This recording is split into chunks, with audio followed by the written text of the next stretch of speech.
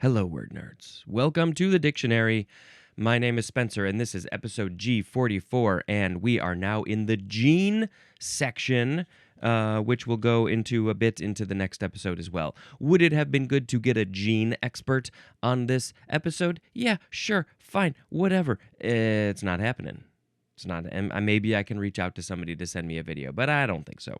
I think I know everything that needs to be known to talk about this intelligently, to talk about this gene thing. But before we get to genes, of course, these are the body genes, not your pants jeans. Before we get to that, we have to talk about the first word, which is generatrix. Generatrix. Noun from 1840. Is it like a general dominatrix, one who will dominate just anybody? Okay, so this is, for real, it is a point, line, or surface whose motion generates a line, surface, or solid. Ooh. Let's look up what this is. A picture, maybe? Generatrix. And why are we using the trix suffix here? A point or line or curve that moves or rotates to create a large geometric shape, with the path of its movement being the directrix. For example, a line, generatrix, moving along a circle, directrix, forms a cylinder, while a curve rotated around an axis, like a semicircle for a sphere, generates a solid. It's a fundamental concept in descriptive geometry and calculus for defining complex figures from simpler components. So if you are taking a point or a line or a curve, and you're like, well, move around this thing, a directrix, which was directing it on how to move, then you will have a 3D surface from that thing. Yeah, I never, obviously you don't know me. Well, I never did the calculus, so I never really got far enough in the math world to learn about this, but I find it fascinating and interesting, and I like 3D things. Okay, generatrix, very good. Let's make a sound effect. That will be... Now we have the word generic. What would be a generic sound? Yep, no, can't think of one. Okay, here we go with generic. This is the first form. It is an adjective from 1676. 1a, relating to or characteristic of a whole group or class. The synonym is general. It's very similar to general. The general thing, the general type of thing. What's those things out there? You know, those bananas. Got a banana here. Ooh, it's getting pretty spotty, but it's still real good. It's just your general banana, your generic banana. This is a generic banana. There's nothing fancy about it, nothing special, nothing unique. It's just generic. It's typical of the whole group of bananas. 1b, being or having a non-proprietary name, as in generic drugs. So, you know, those pharmaceutical companies, they will make their drug, and it will have a proprietary name, and it's got its name, it's got its thing, and I don't understand the details of this, but eventually it goes generic. Other companies can make a generic version of that thing. And is there a certain amount of time before they're allowed to do that? I don't really understand that process. But, you know, the generic ones, they're cheaper. Are they as good? I guess that's the question. Like, you'd think that they wouldn't be as good because they're cheaper, but are they using the same formula and molecules and all that? And I don't know. I don't fully understand it. You know, but you can get like allergy medicine that's made by this big company, and then you can also get the generic version, the Walgreens brand, the CVS brand, whatever. So those are generic. Now we have 1C. having no particularly distinctive quality or application, as in generic restaurants. They got nothing special or fancy about them. There's no specific theme. They have food. It's generic. This is this podcast generic? What do you think? What do you think? Let me know what you think about if this podcast is generic or is it unique in any way. I don't know. Yes and no is what I think. Number 2. Oh, back to these 1A, B, and C. I watched a movie, and I may have mentioned it. I can't remember. I think I mentioned the movie. I don't remember if I mentioned this part of it, and I can't remember which movie it was off the top of my head. But there were generic food brand things all over this movie. You know, movies and TV shows will often just have generic fake cereal brands, beer brands, whatever. But this was from the 80s, I think, and they took it to another level. And I just loved like how apparent it was that everything was generic. It was so funny. Okay, number 2, relating to or having the rank of a biological genus. So I guess we're talking about the genus in terms of species, animals, plants, those sorts of things. So it's related to that. Generic. Where's the emphasis? Generically, that's an adverb. Genericness is a noun, and similar etymology, I think, to the word general, because it's from the Latin genus, which means birth or kind or class. So, you've got this kind or class of thing, like the bananas, and then it's just like one of those things. You've got all of these things, and it's just like, that type of thing, it's generic. Okay, now we have to move on to... What was my sound? The second form of generic is a noun from 1967. It is a generic product, like a drug. You just call it a generic.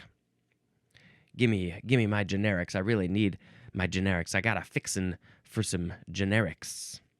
Now we have generosity. Oh, one of my favorite words, I think. Related to the next one as well.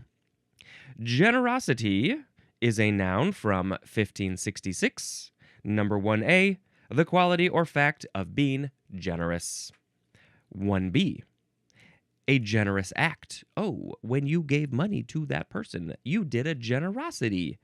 That was very generous of you. You are not generic at all. Number 2, the synonym is abundance, as in the example, great generosity of spirit. You have so much spirit in you. You have an abundance of spirit. So we call it a generosity? It's like the Lord has been generous with the amount of spirit the Lord has given to you. I took it to another level. Believe what you want to believe. Think what you want to think. Okay, now, relatedly, we got to go on to generous. Adjective from 1583. Number 1 is archaic. The synonym is highborn. Oh, this is interesting. The etymology is not telling me anything related to that. So, highborn, generous. Is that where this word came from? There's no etymology for generosity because, of course, it comes from generous. But, I'm so curious to know how did we, if you were highborn, maybe you have money, and then if you were giving it away, they were like, ooh, they have money. They were highborn. They were born into a higher class, and so they have money to give away. And so we're calling them generous because they were that thing. I don't know. Okay.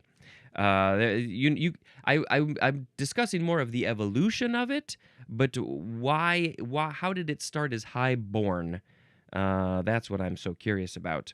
I mean, I'll just jump ahead. The etymology does throw in the Latin word genus again, which we know is birth and kind and class, and so class and highborn. But is it genus? Latin seems more doesn't seem subjective to a high class or a low class. So I'm a little confused, to say the least. But maybe when we get to the word highborn, we'll learn a little bit more. 2a. Characterized by a noble or kindly spirit. The synonym is magnanimous. That word is funny to me because one of my coworkers was described as magnanimous, and I think he says, I don't have a big vocabulary, so this was a new word for him, and we had on our work trip, it was sort of an inside joke. It came up a lot, and of him being magnanimous. And yes, I would say he is. He's a very nice guy and generous and caring, and yes, a kindly spirit. So yes, that is generous, magnanimous. They go hand in hand, holding hands, walking down the street.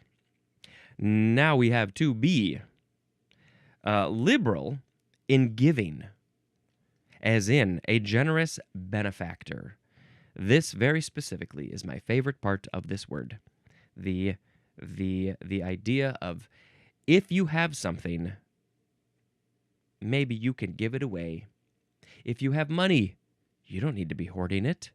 Maybe you can use it for good. Give it to people who need it.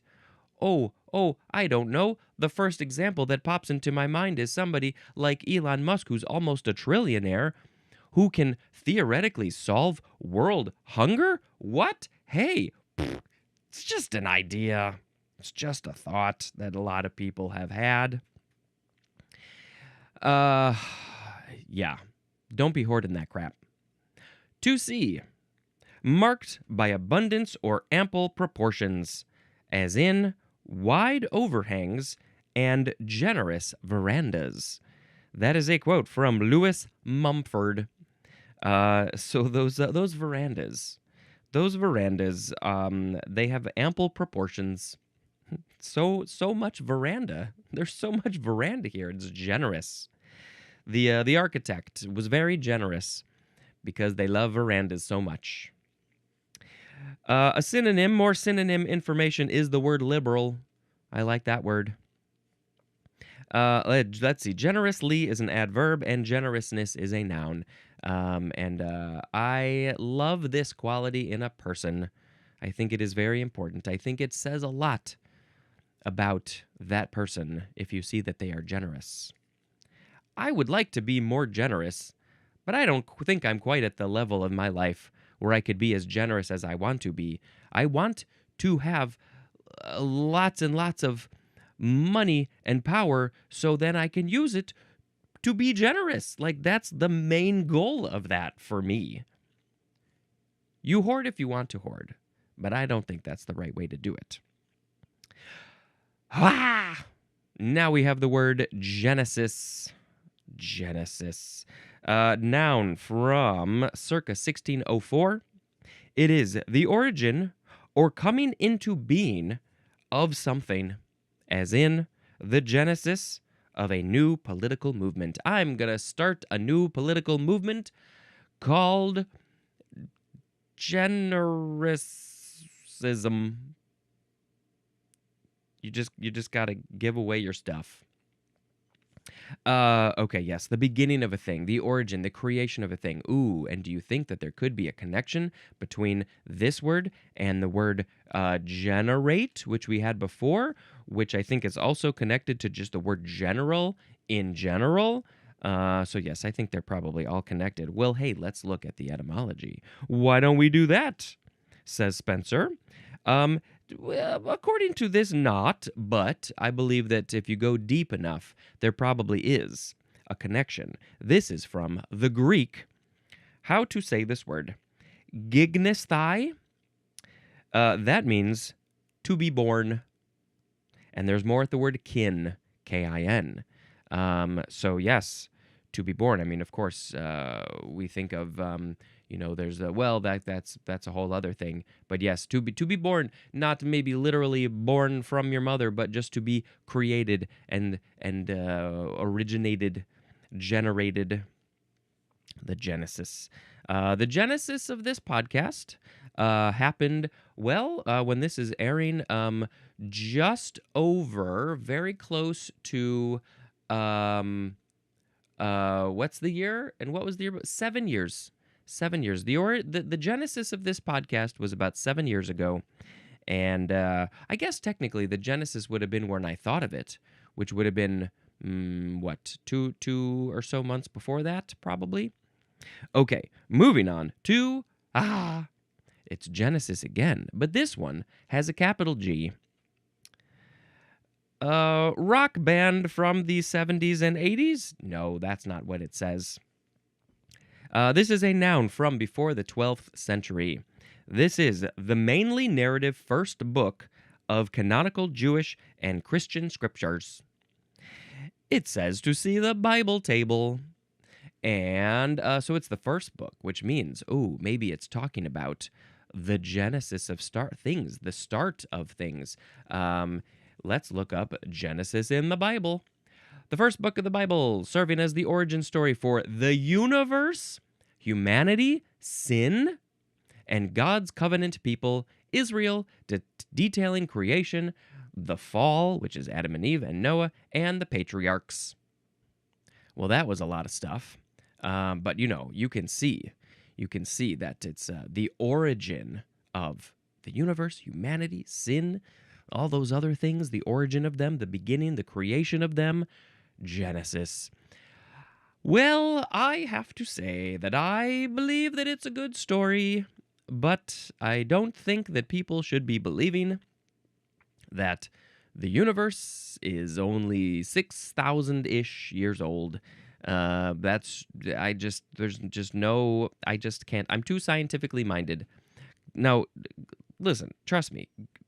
Believe me when I say that I have two sides. I have the science and I have the spiritual. And so I believe that there is more that science has not fully understood yet or can comprehend. I believe that there is something out there, something going on.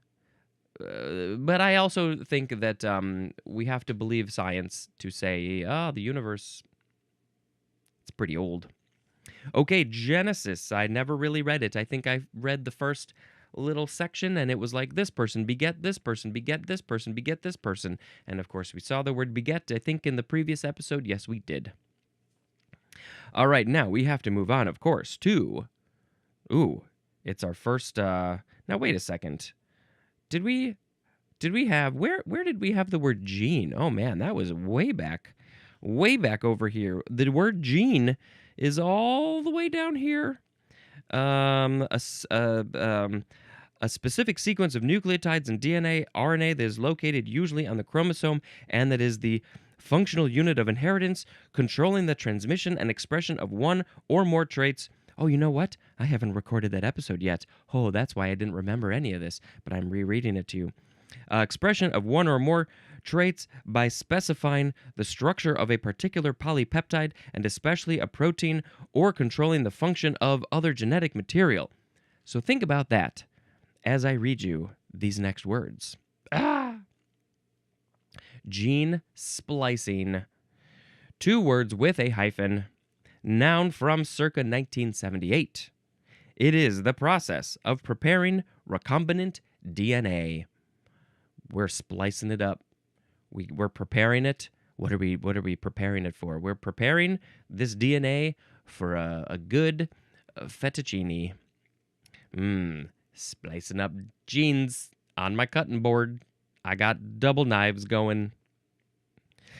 Now we have genet. Genet. Noun from the 15th century. This is any of a genus of small old world, usually carnivorous, vivarid mammals related to the civets and having retractile claws, spotted or striped fur, and a ringed tail, or you could also say a ringed tail. I don't know if I've ever heard of this genet. Oh boy. I do believe I've seen these, and I don't know if I would have known that they were called a genet. Maybe I've seen related things. Maybe I've seen a civet. What does a civet look like? Oh, come on, letters. Work with me. Oh, this one. Well, a civet kind of looks like a raccoon in the face, but it's got a spotted body. But we can't talk about the civet. We need to talk about the genet. Oh, it kind of looks like a cat. It's spotted. It's got a light fur, a light orange fur with these black spots and black rings around its tail. And oh, it's like how to even describe it. It's got the also black markings on its face. For sure posting a picture of this on the social media. This genet. I want to cuddle with it. Okay, so we described it fairly well. Thank you very much for this. The genus name is Genetta. It is from Anglo-French, from I guess the Arabic word jarnite, maybe. So do they live in that part of the world? Let's see where. This is what we're gonna type.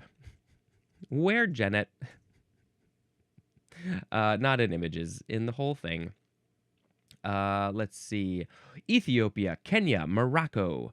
That's where they live across Africa, north to southern regions, and parts of southern Europe like Spain, Portugal, France, and the Mediterranean islands and Arabia.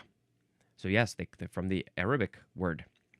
Oh, boy. Okay, that's a good one. That's a good animal to know about, I think. Now we're getting into it. Ah! Gene therapy. 2 words, noun from 1971. It is the insertion of usually genetically altered genes into cells, especially to replace defective genes, in the treatment of genetic disorders or to provide a specialized disease-fighting function. Gene therapist is a noun. That's where the genes go to therapy. They talk about their feelings. They talk about their traumas. I think that needs to be a thing now, to be a gene therapist. And the genes are going to therapy. Okay, so this is a big thing, and I have no personal experience with this whatsoever. But it's happening. People since 1971, if you've got maybe defective genes, then you can maybe get some other genes that will fix those genes. I don't know. This seems like sci-fi to me, if I'm being honest. But I guess it's happening. Special disease. I would like somebody to do some gene splicing, and to create some genes for me to have maybe the invisibility or the flying or those sorts of powers, and then just stick them in me. Just inject me with these things wherever. I don't care about fighting diseases. No. I want these fancy mutated genes. I guess that's kind of what they were doing in The Boys. The Boys, yes. I don't know if it was they were taking some drugs to mutate their genes. And you know what? If you want to be a guinea pig, if you want me to be a guinea pig, I will be your guinea pig. I don't care. Probably not, though. Now we have genetic. Also genetical. Adjective from 1831.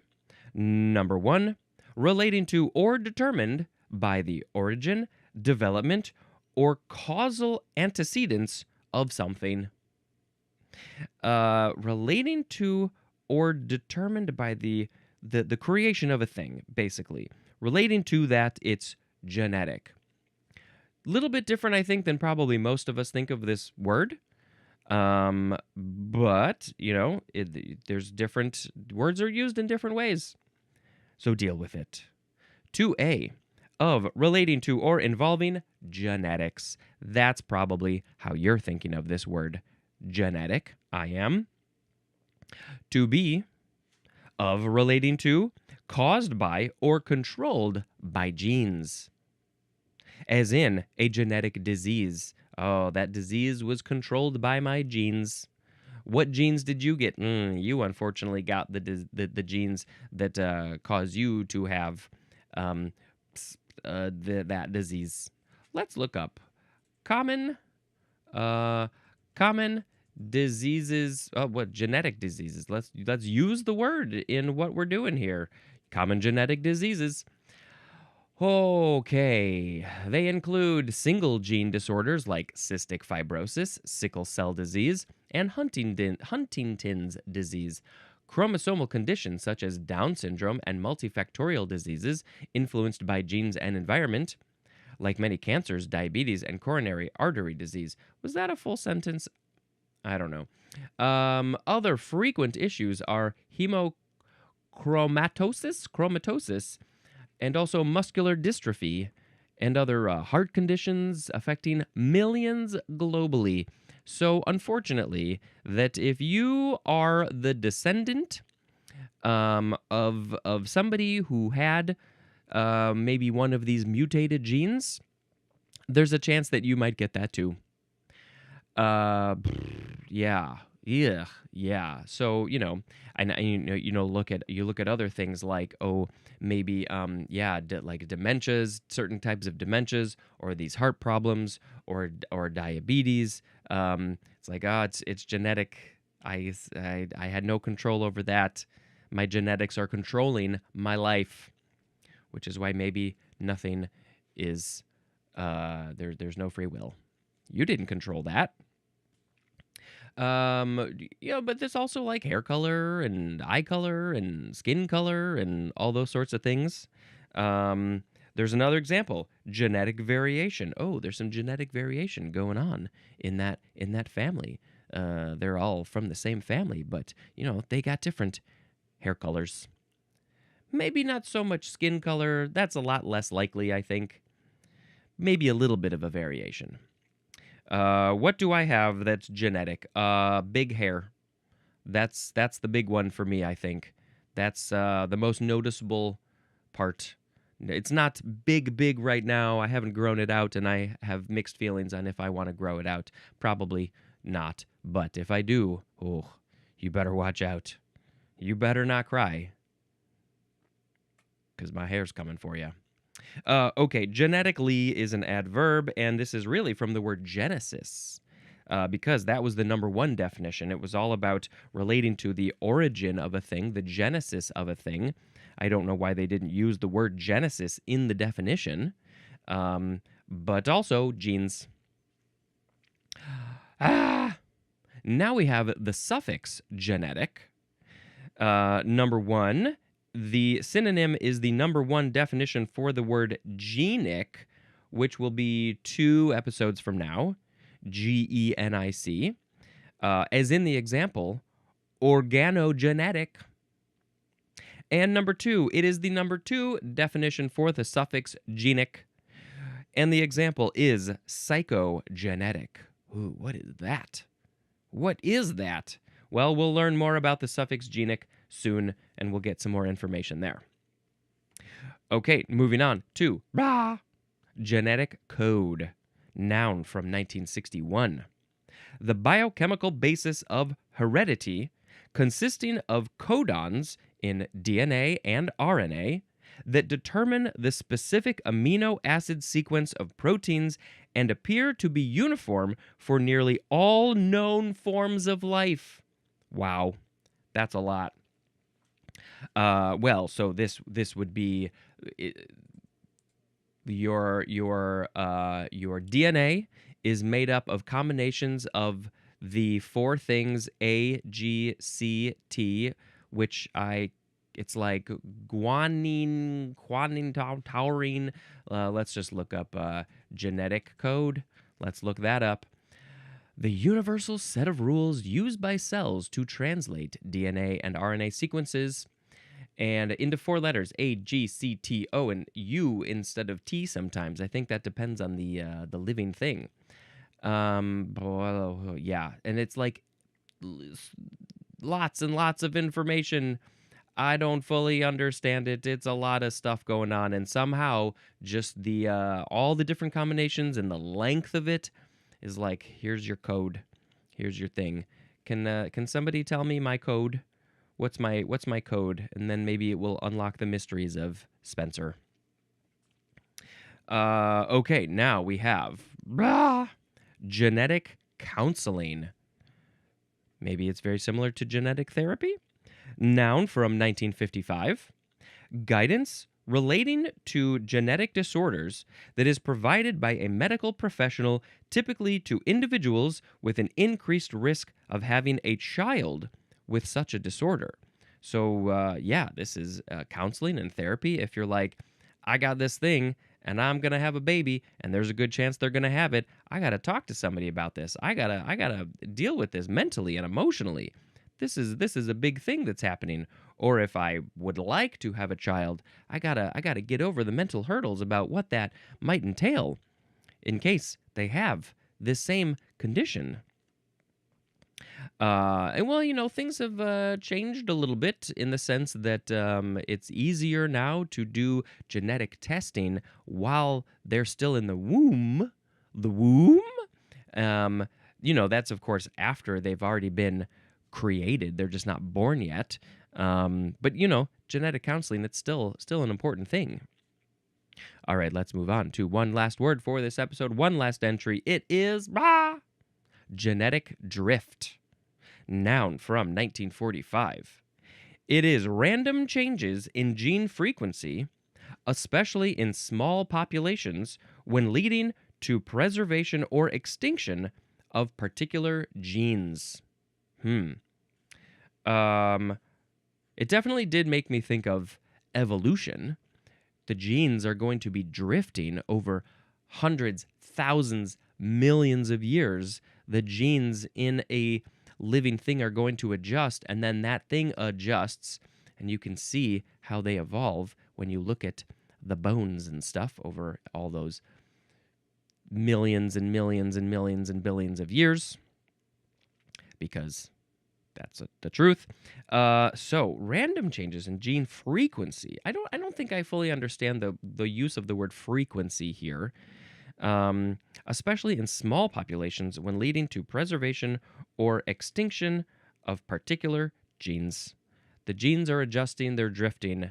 After generation and generation and generation, the genes are adjusting in general. Just wanted to get a bunch of gene words in there. Okay, yeah, don't have much to say about that. Don't fully get it, but it's kind of interesting. Genes are fascinating.